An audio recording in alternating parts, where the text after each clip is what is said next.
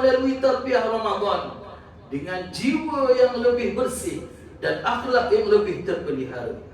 Kegembiraan yang diraihkan pada hari ini seharusnya mendorong kita untuk terus memelihara hubungan dengan Allah Subhanahu wa taala.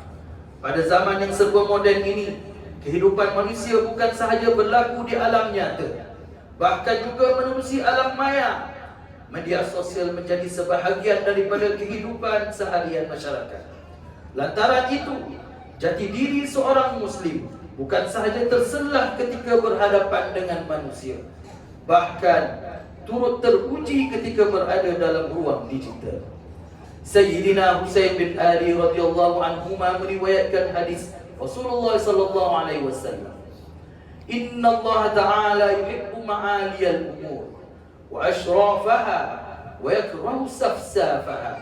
Maksudnya, sesungguhnya Allah Subhanahu wa taala menyukai perkara-perkara yang tinggi dan mulia, serta membenci perkara-perkara yang kecil. Riwayat Tabrani. Hadis ini mengajar kita supaya memilih akhlak yang mulia serta menjauhi perkara yang keji dan sia-sia.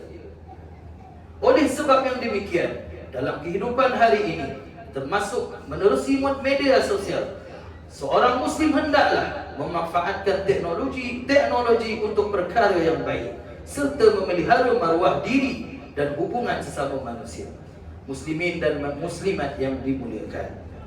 Aidil Fitri merupakan peluang yang amat berharga untuk merapatkan silaturahim, menziarahi keluarga, saudara mara, sahabat handai. Namun begitu, dalam suasana kehidupan digital hari ini, kadang-kadang timbul suatu keadaan yang merisaukan. Ada yang duduk bersama-sama keluarga di ruang tamu, tetapi perhatian lebih tertumpu kepada telefon bimbit berbanding berbual dengan ahli keluarga sendiri. Selain itu, ada juga yang bertandang, tetapi perbualan menjadi singkat kerana perhatian sering teralih kepada media sosial.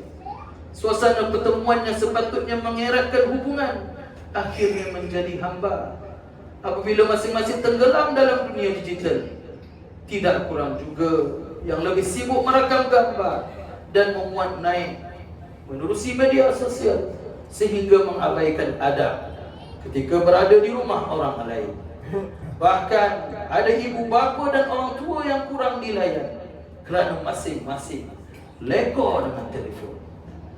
Hakikatnya, keadaan ini bertentangan dengan nilai belas ihsan yang dianjurkan oleh Islam. Tokoh pemikir Islam Badi'uz Zaman Said Nursi menjelaskan bahawa atas